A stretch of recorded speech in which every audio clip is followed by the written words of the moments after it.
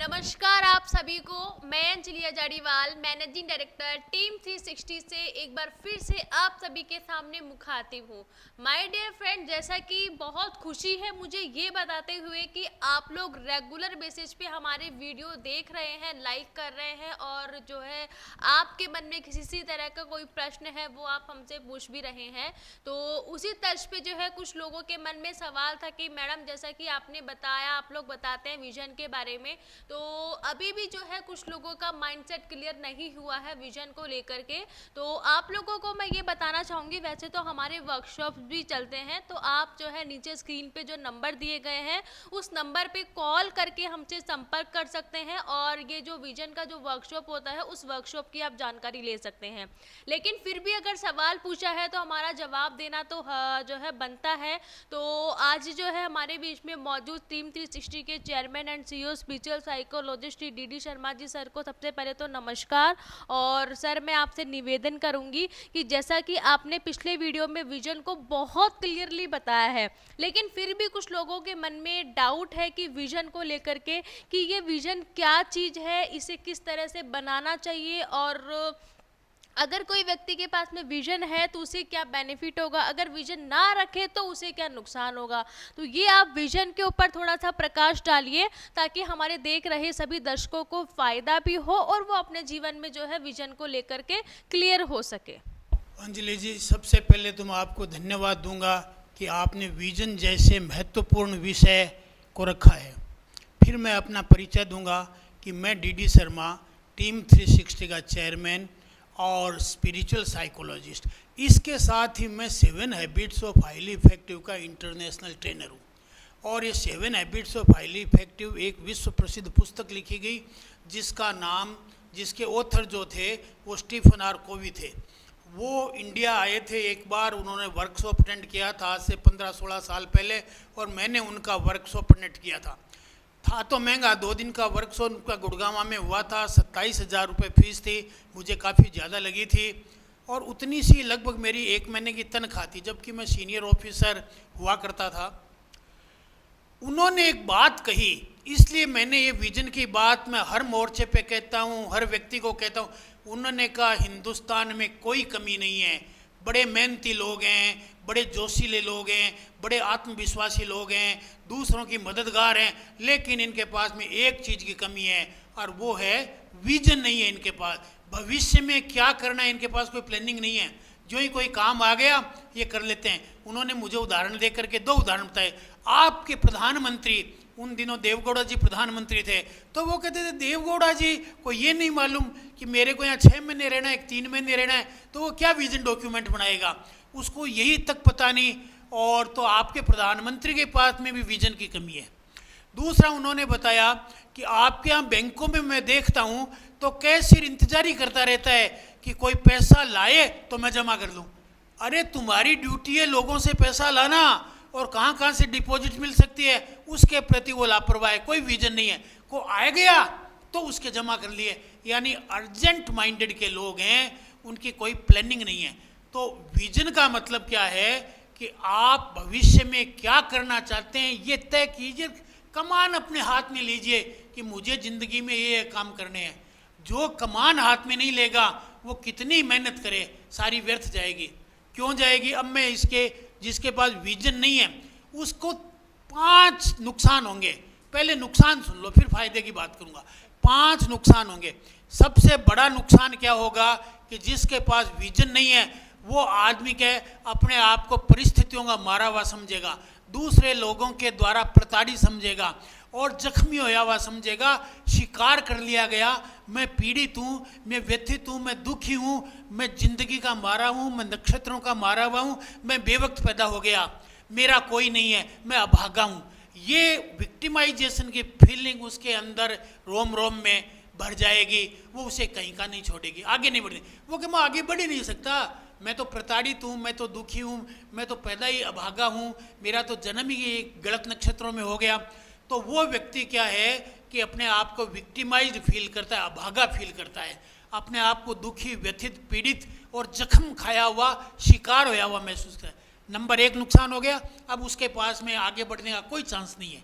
जिसने मान लिया कि मैं कुछ नहीं कर सकता, उसको तो भगवान भी कुछ नहीं कर सकता। नंबर दो, ऐसा व्यक्ति एक काम करता है, क्या? शिकायतें करता रहता है, मैं दुखी हूँ, मेरी तरफ देखो, मैं दुखी हूँ, मुझे भीख दो, कोई मेरी मदद करो, मेरा भाई मेरी मदद नहीं करता, मेरी भाभी मेरा मदद नहीं करते, मेरे बहन मेरी मदद नहीं करते, पिताजी मेरे को मदद नहीं करते, दूसरे लोग मदद नहीं करते, सरकार मदद नहीं, ये रोना रोता रहता है। यानी रोना रोता रहेगा, कंप्लेन करता रहेगा, ये दूसरा नुकसान है। तो जो कंप्लेन करता रहेगा उसकी कौन मदद करेंगे? तीसरा नुकसान क्या है कि तकलीफ तो खुद की है, खोटे कर्म तो खुद के हैं, लापरवाही खुद की है, अकर्मण्यता खुद की है, लेकिन दूसरों को दोष देता है, ब्लेम करता रहता है। सरकार नौकरियां नहीं दे रही है, पड़ोसी काम नहीं कर रहे हैं, बड़े भाई ने मेरे साथ ठीक व्यवहार नहीं किया, पिताजी ने मुझे इंग्लिश मीडियम स्कूल में नहीं पढ़ाया, मेरी शादी अच्छे घर में नहीं हुई, शादी होने के बाद मेरी पत्नी ठीक नहीं मिली। वो कुल मिला करके दूसरों पर दोष देता रहेगा, इसलिए दूसरे भी उसे कन्नी काट लेंगे, मदद नहीं करेंगे। 3 नुकसान हो गए। चौथा नुकसान होगा, ऐसा आदमी भूतकाल के भरोसे चलेगा कि भूतकाल की जो घटनाएं हैं, जो भी उसके जीवन में घटी है, वही अब उसका वर्तमान बना दिया, और वर्तमान में भी वो दुखी है, और यही बीज, वर्तमान के बीज उसका भविष्य पैदा कर देंगे, तो उसे भविष्य में भी वही बबूल के कांटे फिर तैयार मिलेंगे, क्योंकि उसने जिम्मेदारी नहीं ली, अपनी ओर से कुछ किया नहीं, विजन बनाया नहीं। तो वो भूतकाल में जो घटनाएं थी वो उसके जो पैनिक मेमोरी के बीज हैं, वो भविष्य में वटवृक्ष बन जाएंगे और उसे तकलीफ देंगे। तो भूतकाल के द्वारा वो व्यक्ति क्या है, चालित रहेगा, उसका वर्तमान तो बिगड़ ही गया, भविष्य और बिगड़ जाएगा। 5वां जो है वो अपना रिमोट कंट्रोल परिस्थितियों को दे देगा, दूसरे लोगों को दे देगा, और दूसरे लोग जब चाहेंगे तब उसे धक्का दे देंगे, जब चाहे तब गिरा देंगे, जब चाहे तब उसकी मजाक उड़ा देंगे, और कहीं कोई जा रहा होगा तो भटका देंगे। दूसरे लोग उसको क्या है, कठपुतली की तरह नचाते रहेंगे, तो वो एक कठपुतली बन जाएगा। मगर अब मैं लाभ बता रहा हूँ, जो व्यक्ति अपनी विजन बनाता है, उसने अपने गोल्स तय किए हैं, उसका ड्रीम है, वो उसके पास संकल्प है कि मुझे एक काम करना है, और जो व्यक्ति संकल्पित होकर के चल देता है, ऐसे पथिकों के तो रास्ते भी इंतजारी करते हैं। फिर ऐसे दृढ़ व्यक्ति को कोई डगमगा नहीं सकता, उसका रिमोट कंट्रोल उसके पास। नंबर 1 फायदा, वो संकल्पवान है और उसका लक्ष्य स्पष्ट है, सामने दिखाई दे रहा है, तो संकल्पवान व्यक्ति को कोई डिगा नहीं सकता। दूसरा क्या है, उसको स्पष्ट मालूम है मुझे कहाँ जाना है, तो उसकी दिशा तय है, इसलिए भटकाव नहीं है। दूसरा फायदा ये हो गया, दिशा तय है, भटकाव नहीं है। तीसरा फायदा क्या है, कंट्रोल, रिमोट कंट्रोल उसका अपने हाथ में है कि मुझे चलना है, वो दूसरों के बहकावे में नहीं आता। वो मेडिकल की तरफ जा रहा है, कोई आके करना इंजीनियरिंग में चला जा, कोई कुछ कोई वो नहीं मानता। वो अपने अंदर झांकता है और अपने अंदर से अपने आप को परिभाषित करता है कि मेरे में कौन कौन सी योग्यता है, उन योग्यताओं के आधार पे मैं जीवन में कहाँ पहुँच सकता हूँ, वो ये तय करता है, और अपने एक विजन बनाता है, विजन डॉक्यूमेंट बनाता है, फिर वो अपना विजन कार्ड बनाता है, फिर वो अपना विजन ब्लैक बोर्ड बनाता है, फिर वो अपना ब्लूप्रिंट बनाता है, और वो पूरी तरह डिसिप्लिन्ड होकर के चलता है। जब वो डिसिप्लिन्ड होकर के अपने विजन की तरफ चलता है, तो किसकी औकात है कि उसका सफल होने से रोक सके। इसके अलावा उसे क्या लाभ होता है, अब वो भूतकाल से घबराता नहीं है, और भूतकाल को वो गुड बाय कह देता है, निगेटिव लोगों को गुड बाय कह देता है, और स्वयं पॉजिटिव लोगों के बीच बैठता है, और भूतकाल की बजाय वर्तमान में नए बीज बोता है, जिससे क्या है, अब गुलाब के बीज बोएगा तो गुलाब पैदा होएगा, फिर अपने आप अब उसके जीवन में कुछ नहीं होगा, अब जीवन की कमान उसके हाथ में होगी। और अगर मान लो, देखो विजन वाले व्यक्ति की भी परिस्थितियां बदल सकती है, लेकिन उसके हाथ में एक बात है, परिस्थिति कैसी भी आ जाए, चाहे बारिश आ जाए, चाहे आंधी आ जाए, उस पर प्रतिक्रिया करने का अधिकार और चुनाव उसके पास है। आंधी आ गई तो वो कहीं दीवार के पीछे खड़ा होकर के बचाव कर लेगा, बरसात आ गई तो छाता लेकर के काम कर लेगा, और भी कोई आ गई तो अपना उचित विवेकपूर्ण निर्णय करके रास्ता निकाल लेगा। तो परिस्थितियां अगर बिगड़ भी गई तो भी उसने विवेक पूर्वक वो अपना जो है प्रतिक्रिया का अधिकार, चुनाव का अधिकार अपने पास रखता है, तो वो उचित चुनाव करेगा। तो ये बातें जो हो गई वो मैंने आपको बतलाई है, नुकसान बतला दिए, फायदे बतला दिए। अब मैं आपको जो है 4 तरीके बता। सबसे पहले तो जो विजन बनाता है वो अपने लक्ष्य तय करे, मुझे ज़िंदगी में करना क्या है, और जो जिंदगी में करना है कागज पे लिख ले, लिख करके फिर एक बोर्ड पर उनके चित्र लगा ले। देखो विजन बोर्ड बनाना है ना, वो 4 pronged प्रोसेस है। मैं ये सिखाता हूँ, 18 मई को सिखाऊंगा। क्या है, लोग कहते हैं विजन बोर्ड से कोई लाभ नहीं है। हाँ, मैं भी मानता हूँ, अगर ऐसा ही विजन बोर्ड बनाया, चित्र लगा लिया, तो सिर्फ 30% लोगों को लाभ होगा जो विजुअल है, जो चित्र देख करके अपने सबकॉन्शियस में। लेकिन कुछ लोग विजुअल नहीं होते हैं, ऑडिटरी होते हैं, उनको वो विजन बोर्ड काम नहीं करेगा ज़्यादा। कुछ लोग काइनेस्थेटिक होते हैं, उनको नहीं आएगा। कुछ लोग डिजिटल है, तो वो चीज़ें भी उसमें डालनी पड़ेगी।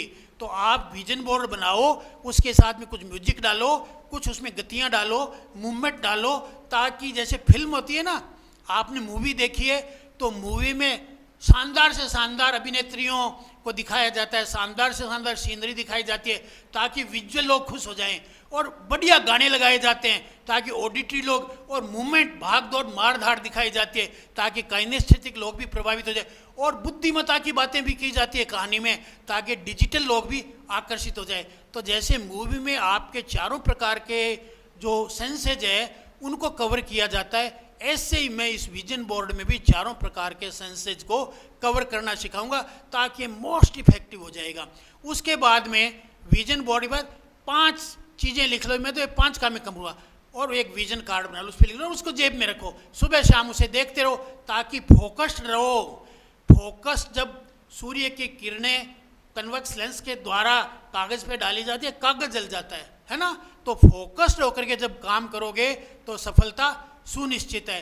ओके, फिर जो है आपको मैंने विजन कार्ड के बाद में बताया कि अब आप इसका एक विजुअलाइजेशन की एक्सरसाइज करें, कि जो कुछ भी आपने किया विजुअलाइज, जब आप विजुअलाइज करेंगे, जैसे मेरे को सुंदर पार्टनर मिले, मैं अमेरिका में जाकर के आऊँ, एयरपोर्ट देखूँ, प्रताप देखूँ, जल प्रताप निगरो के देखूँ, सुंदर सुंदर दृश्यों की कल्पना करेगा, तो उसके अंदर जो 5 प्रकार के हैप्पी हार्मोन्स हैं वो सिक्रीट होने लग जाएंगे अधिक मात्रा में। कौन कौन से? सीरोटोनिन, ताकि उसका मूड ठीक हो जाएगा, डोपामीन, ताकि उसे रिवार्ड मिलने लगे, ऑक्सीटोसिन, ताकि प्रेम की भावना और सहयोग की भावना उसमें विकसित होगी, मेलाटोनिन, जिससे क्या है कि उसमें अंतर्ज्ञान की भावना आएगी, रात को नींद अच्छी आएगी।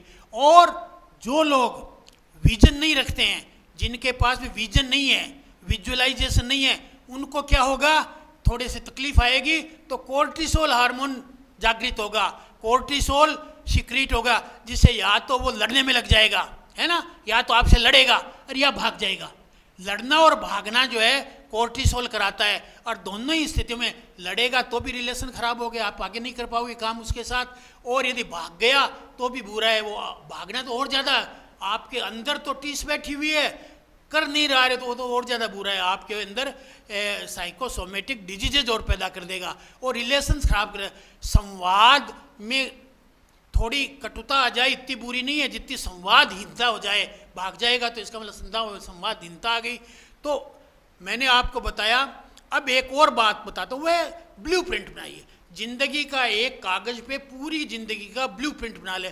तो कितनी बातें हो गई, पहला तो विजन बोर्ड हो गया, सबसे पहले तो विजन से शुरू किए, लक्ष्य बनाइए। जिसके पास लक्ष्य नहीं है जिंदगी में वो कुछ नहीं कर सकता, लक्ष्य है वो तो देखो आगे बढ़ेगा ही, 10 साल बाद कहीं और ऊंचा मिलेगा।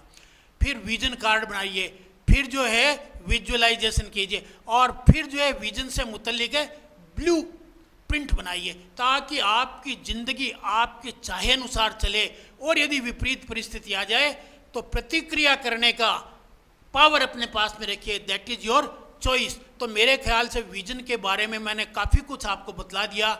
और आप अगर फेल हो रहे हैं तो विजन की कमी से हो रहे हैं, मेहनत की कमी से फेल नहीं हो रहे, साहस की कमी से फेल नहीं हो रहे, विश्वास की कमी से फेल नहीं हो रहे। एकमात्र फेल होने का कारण है, अगर कोई आपने कम्पिटिटिव एग्जाम दिया सक्सेस नहीं हुई, तो एकमात्र कारण है आपके पास विजन नहीं है। इसलिए मैं 18 मई को 11 बजे वेबिनार का आयोजन कर रहा हूँ, वो हिंदी में होगा, और 25 तारीख को अंग्रेजी में होगा।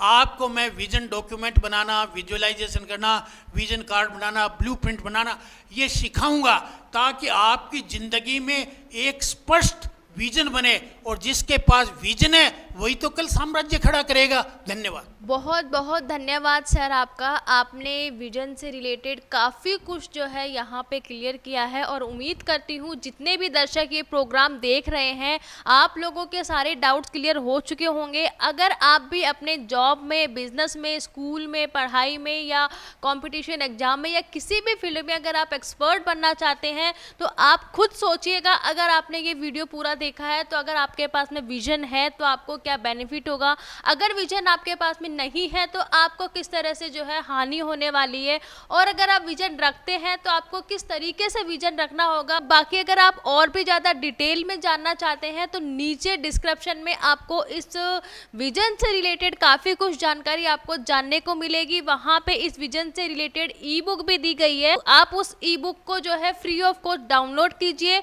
और उसमें जो है काफ़ी कुछ आप लोगों को दिया गया है, सीखने का आप प्रयास कीजिए।